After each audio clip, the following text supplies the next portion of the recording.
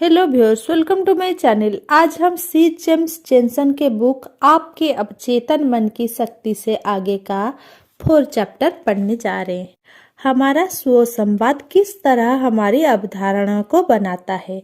इस अध्याय में हम पढ़ेंगे कि हमारी अवधारणाएं किस तरह बनती है और उनका हमारे निर्णयों और उन निर्णयों के परिणाम पर क्या प्रभाव पड़ता है।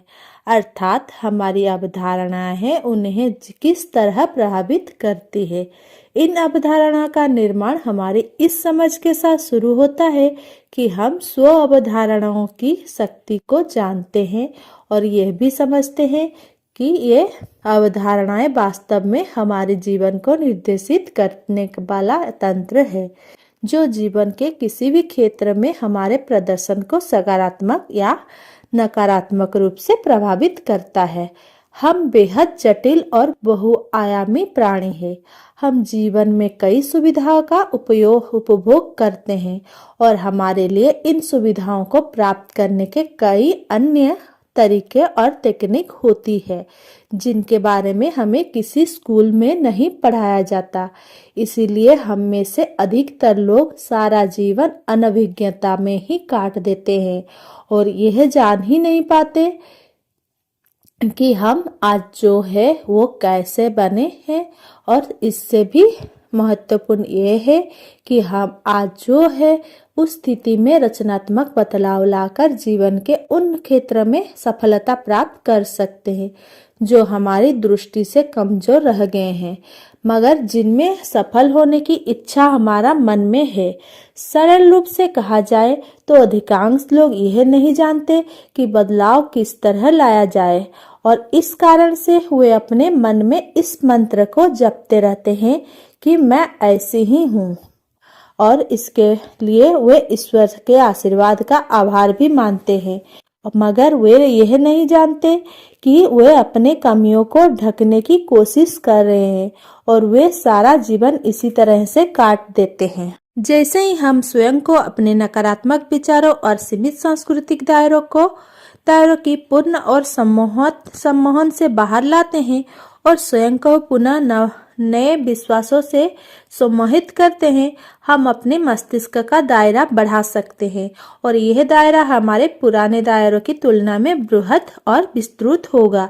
तो आइए जरा पीछे चलें और जांच की हम जैसे हैं वैसे बने किस तरह। हमारे पहले 2 साल हम सभी असीमित क्षमता के साथ जन्मे थे। ये कहने से मेरा आशय है कि उस समय हमारे पास ऐसा कोई विचार नहीं होता कि हम ये नहीं कर सकते। पहले 2 वर्ष हमारे जीवन के और विकास के सबसे महत्वपूर्ण वर्ष होते हैं। चूंकि उस समय हम बोल नहीं पाते, अंततः हमारे पालक हमें यह नहीं कहते कि हम क्या नहीं कर सकते हैं या हम अधिक तेजी से विकास कर रहे हैं। इन 2 सालों में हम चलना, कपड़े पहनना, खाना आदि सीखते हैं और भाषा सीखते हैं। हालांकि उस समय हमारे पास सीमित शब्दकोश होता है, फिर भी हम यह समझने लगते हैं कि माता पिता हमसे बात कर रहे हैं, कुछ कह रहे हैं। हमारा मस्तिष्क 5 विद्युतीय भाषाएं बोलता है। मैंने डॉक्टर ली पुलिसो से उनकी कार्यशाला में निम्न बातें सीखी। जन्म से लेकर 2 वर्ष की आयु तक हमारे मस्तिष्क की तरंगे डेल्टा तरंग 15 से 4 हर्ट्ज होती है।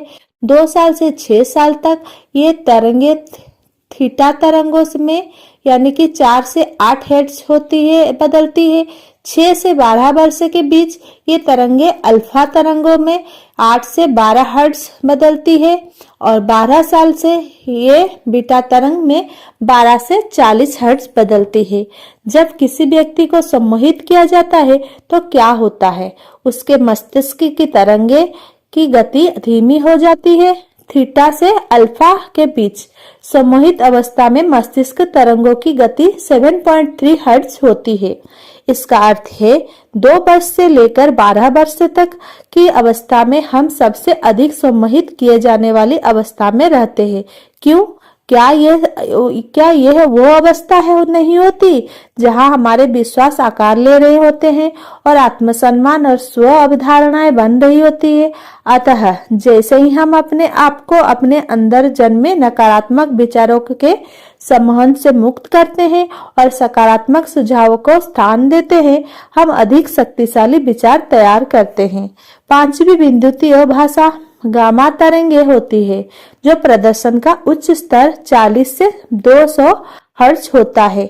हम दो स्रोतों से सीखते हैं। जब हम छोटे होते हैं तो हम मुख्यतः दो स्रोतों से सीखते हैं। पहला, हम अपने पालकों के अनुकरण द्वारा सीखते हैं। क्यों? हमारे पालक हमारे लिए प्रेम का पहला स्रोत है। बचपन में हम अपने पालकों से ढेर सारा प्यार चाहते हैं और इसके लिए हम वे सारे काम करते हैं, ऐसा व्यवहार करते हैं जिनसे उन्हें खुशी हो। जब हम अपने पालकों को खुश करते हैं तो हमें किसी तरह का पुरस्कार मिलता है। दूसरा, हम सुविधा की ओर जाते हैं और असुविधा से दूर भागते हैं। आधारभूत बात यह है कि हम जब इस दुनिया में आते हैं तो हम किसी खाली बर्तन के समान होते हैं। हमारी जिज्ञासाएं अनंत होती है और सीखने की इच्छा प्रबल होती है। 2 साल के होते होते हम कुछ शब्द सीख लेते हैं और धीरे धीरे प्राथमिक रूप से भाषा का आधार निर्माण होने लगता है। हमें मिलने वाली सारी सूचनाएं या इनपुट हमें अपने पालकों का या भाई बहनों से मिलती है। वे हमसे अपनी राय साझा करते हैं कि क्या अच्छा है और क्या बुरा, क्या सही है और क्या गलत, हमें अच्छा बच्ची बनाने के लिए कैसा व्यवहार करना चाहिए या ऐसा क्या नहीं करना चाहिए जो हमें गंदा बच्चा या बच्ची बनाए। 6 साल के होते होते हम एक मजबूत राय बना चुके होते हैं कि हम कौन है, हमारी दुनिया कैसी है, और इस समय तक हमारे मन में इन विचारों की भी नींव पड़ने लगती है कि हम किन क्षेत्रों में अच्छे हैं और किन में अच्छे नहीं हैं। महत्वपूर्ण इन सब बातों का इससे कोई लेना देना नहीं होता है कि हम वास्तव में कौन हैं। सारी बात इस पर आकार टिक जाती है कि हमें किसके जैसा बनना है। हम किसी भी ऐसे विचार के साथ दुनिया में नहीं आते हैं कि हम कैथोलिक बनेंगे या प्रोटेस्टेंट, गणतांत्रिक बनेंगे या प्रजातांत्रिक, चिकित्सक बनेंगे या वकील। इनमें से अधिकांश आंकड़े या सूचनाएं हम अपने पालकों, भाई बहन, शिक्षकों, प्रशिक्षकों और वे सब लोगों जो उस समय हमारे जीवन में प्रमुख स्थान रखते हैं या जो हमारे लिए जीवन के आदर्श होते हैं, जिनसे हमें भय होता है, से ग्रहण करते हैं। चूंकि हमारे पास इसके विरोध में कोई सूचनाएं नहीं होती, इसीलिए वे हमें जो कुछ भी बताते हैं हम उसे सत्य मान लेते हैं।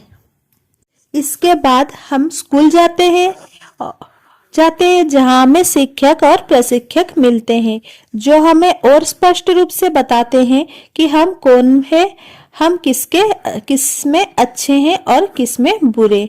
हम पहले ही स्व संवाद के विचार का उल्लेख कर चुके हैं, अतः हमारा स्व संवाद उनके द्वारा बनाई गई इन अवधारणाओं को या हमारे अनुभव द्वारा बनी धारणाओं को पुष्ट करता है।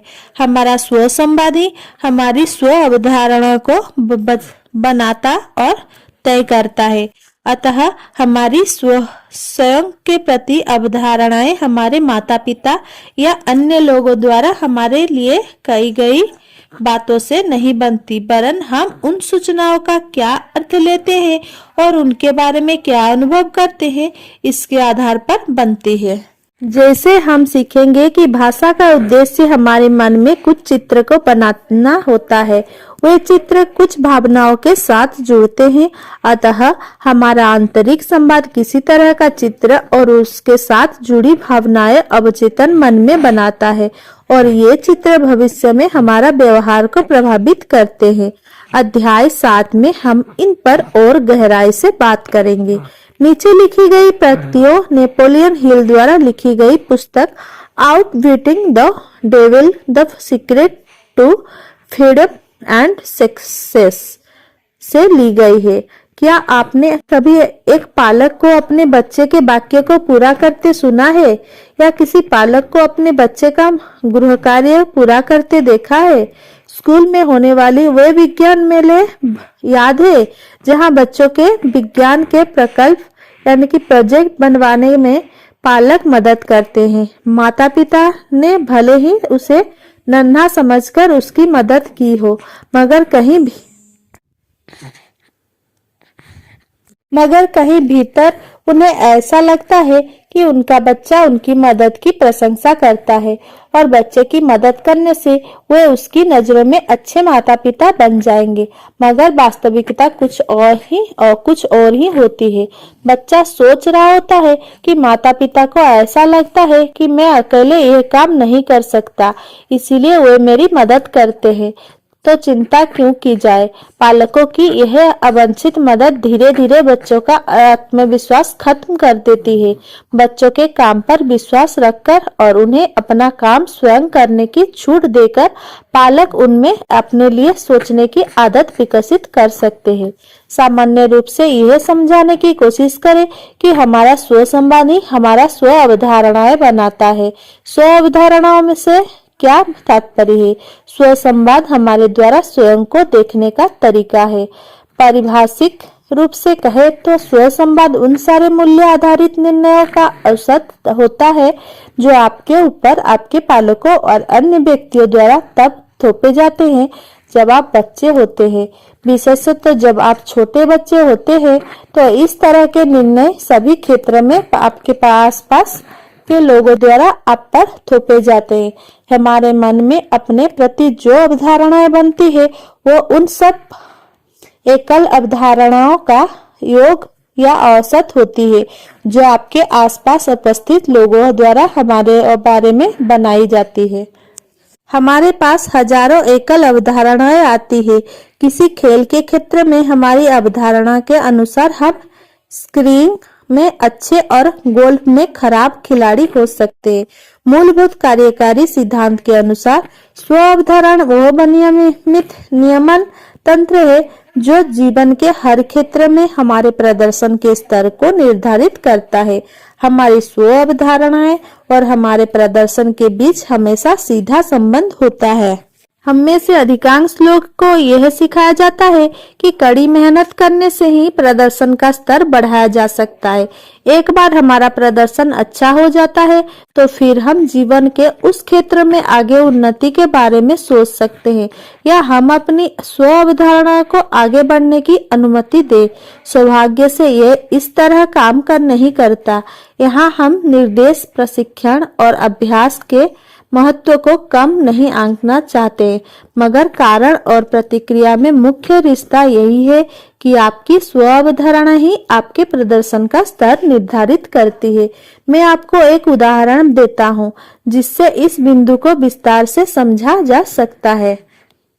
1954 से पहले दुनिया के सभी श्रेष्ठ अध्यापक इस बात को सत्य मानते थे कि किसी आदमी के लिए 4 मिनट से कम समय में 1 मील की दूरी तय करना असंभव है।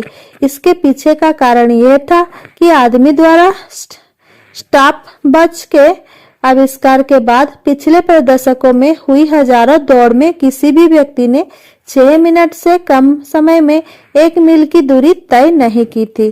कई लोग सेकंड के 10वें हिस्से के पास आ गए, मगर समय 4 मिनट से कम ना हो सका। और उसके बाद क्या हुआ? 1954 में ब्रिटेन के एक मेडिकल के विद्यार्थी रॉजर बेनिस्टर इतिहास का पहला व्यक्ति बना जिसने 1 मील की दौड़ 4 मिनट के अंदर पूरी कर ली। तो क्या? तो इसके बाद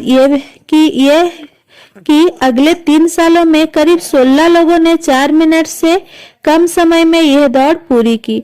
दौड़ने की मूलभूत प्रक्रियाएं या साधनों जैसे जूते, रेसिंग ट्रैक आदि में कोई बदलाव नहीं हुआ था। तकनीक या प्रशिक्षण में भी कोई बदलाव नहीं था। केवल इस स्व अवधारणा को हटाया गया था कि यह दौड़ 4 मिनट्स में पूरी नहीं की जा सकती। खेल गतिविधियों में हिस्सा लेने वाली भी खिलाड़ियों का एक सा या बेहतर होता प्रदर्शन स्व अवधारणा का बढ़िया उदाहरण है। बेसबॉल को खेल में हिटर या बल्लेबाज के बैटिंग का एक औसत होता है और पिचर या रन बनाने वाले का एक औसत होता है और अधिकतर इन खिलाड़ियों के खेल के परिणाम एक से ही रहते हैं। ऐसा उनकी स्व अवधारणा के कारण होता है। जब वे अपने औसत से अच्छा प्रदर्शन करते हैं तो उन्हें कहा जाता है कि वे अपने फॉर्म में है या बेहतर समय में है, और जब उनका प्रदर्शन औसत से कम हो जाता है तो कहा जाता है मंदी में है या फॉर्म में नहीं है। ऐसा ही कुछ गोल्फ का खिलाड़ियों के साथ होता है। खेल की सारी बाधाओं के साथ उनका प्रदर्शन भी एक सा रहता है। हम जब अपनी स्व अवधारणा से अधिक अच्छा प्रदर्शन करते हैं तो हम उसे अच्छा समय या फॉर्म बनाकर उसके महत्व को कम क्यों करते हैं? क्योंकि जैसे कि हमने से पहले भी कहा कि हमारी स्व अवधारणा हमारे लिए नियामक कारक होती है और वो हमारे प्रदर्शन को तय करती है। यदि याद रहे, हमारी स्व अवधारणा का अर्थ है कि हम स्वयं को जीवन के किसी क्षेत्र में किस तरह देखते हैं। जैसे ही यह चित्र सकारात्मक या नकारात्मक रूप से बदलता है, हमारी अवधारणा बदलती है और उसी के अनुरूप हमारे प्रदर्शन का स्तर भी सकारात्मक या नकारात्मक रूप से बदलता है। यदि हम अपने प्रदर्शन को बेहतर बनाना चाहते हैं तो हमें अपनी स्व अवधारणा को बदलना होगा। हम अपने अंदर इस तरह की प्रतिक्रियाएं विकसित कर लेते हैं जो हमें उस स्तर तक पहुंचाने में जो हम वास्तव में हैं, हमें वह बनाने में बाधा उत्पन्न करती है। जैसे जैसे हम इस पुस्तक के साथ आगे बढ़ेंगे, हम आपको वह तकनीक बताएंगे जिसके आधार पर आप स्वयं के बारे में संपूर्ण सूचनाएं एकत्र कर पाएंगे कि आपको अपने अंदर क्या अच्छा लगता है, क्या खराब, आप स्वयं किस क्षेत्र में अच्छा व किस में कमजोर मानते हैं। साथ ही व्यवहार के कुछ तरीके भी जान सकेंगे जिन्हें आप बदलना चाहेंगे। जैसे ही हम उन बातों के बारे में जान पाएंगे जिन्हें हम बदलना चाहते हैं या उनमें भिन्नता लाना चाहते हैं, फिर हम धीरे धीरे उन तरीकों और तकनीकों के बारे में जानेंगे जो हमें इन सभी परिवर्तनों को बहुत थोड़े से प्रयास से ला पाना संभव बनाएगी, जिसकी हमने कल्पना भी नहीं की होगी। परिवर्तन किसी भी तरह से बुरा शब्द नहीं है और इसके साथ आपका असहज महसूस होने की कतई आवश्यकता नहीं है, जैसे कि हम हमेशा सोचते हैं।